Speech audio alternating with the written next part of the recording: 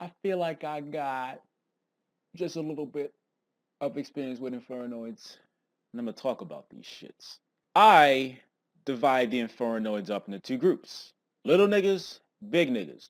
The little niggas can only be summoned from their hand, well, from your hand by banishing one from the hand to graveyard. Once they hit the graveyard, they do nothing but become fodder for the big niggas. The big niggas can be summoned from the graveyard, and outside of the level 10, you banish two for them. No matter how many videos I've done of me playing Infernoids, I hate, still to this day, banishing an Infernoid from my hand to summon one from my hand. That's like a -2 inherently. Hopefully I blow something up. Fortunately, the little niggas basically cover all the bases. Spell and Trap, Monster, Face-Up card. And that's lovely. I like playing those before I play the big ones. I like to know what my opponent has. If they have something, let's see if they know what they're doing against Infernoids.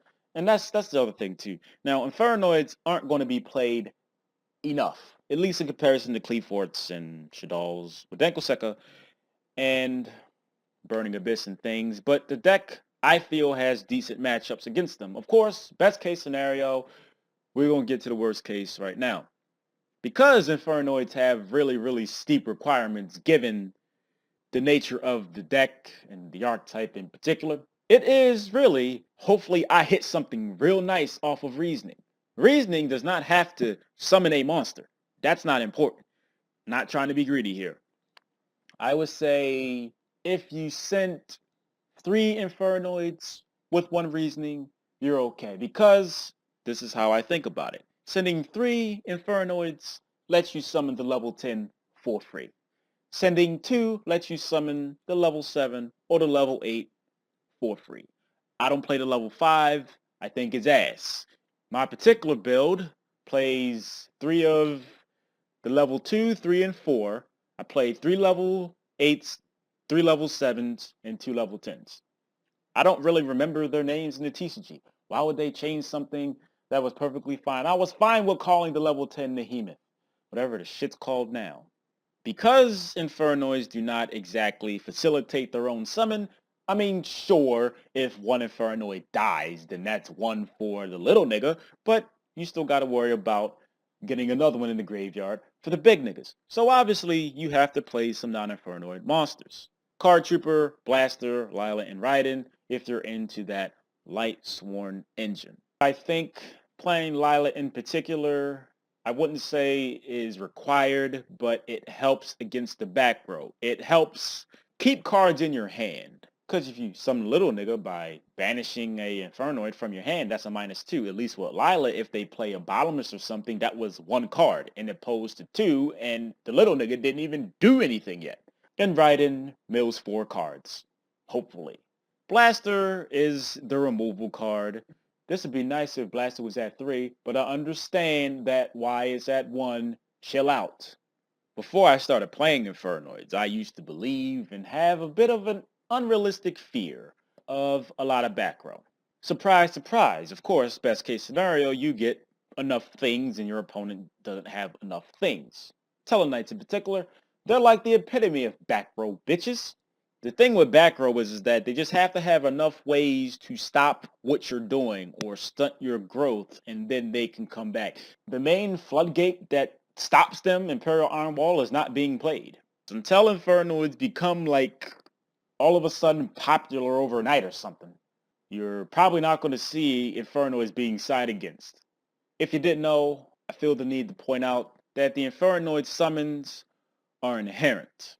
When I started playing the deck, that restriction, 8 or less on the field, that used to be an issue. But as you play the deck, you realize why that restriction's in place. Because you would really just kill people a hell of a lot quicker than you normally would. Now, I think the only skill, if anything, with this deck is just, I'm going to summon this, and then I can take this off the field because the big niggas have effects that just tribute themselves to banish a card in the graveyard. Sometimes it works out. Sometimes your opponent has something and targets something in the graveyard or something that happens in the graveyard and you be like, fuck you, I'm going to tribute that. It frees up your field so you can summon more Infernoids. which is why the level 10 is not the first one you summon. Because I went through that phase. I want to just summon level 10 because it's so cool. Oh my god, it's amazing. Yeah. And then you realize, oh shit, I could have summoned the level 8, the level 7, and then I could have attributed 1, then attacked, and then summoned the level 10, but I fucked myself. No masturbation. Infernoids at the end of the day, they do not function without some outside milling. That continuous trap ain't working. When I tried with it, it does facilitate one big nigga outside of the level 10 Infernoid summon. And that's cool that it happens every turn, but it's too damn slow for it to matter. And it has that restriction, if you have monsters that aren't Infernoid, it gets sent to the graveyard. You're playing Card Trooper, Blaster, Ryan, and Lila, or at least I am, and then you have an extra deck too, which aren't Infernoid, so you could probably play it in some event and do alright, permitting that everything went right for you. I think the worst thing that could happen to Infernoids is if it ever gets popular enough to the point where people are actively siding against it. But since we do not have that problem right now, feel free to play Infernoids in a figurative sense. So, I'd like to thank each and everybody for watching. Before you go, I'd like to also ask you to click an advertisement because it helps me pay my end of the rent. It takes literally seconds out your day and no money out of your pocket. And I'm grateful and appreciative if you could find that time to do it.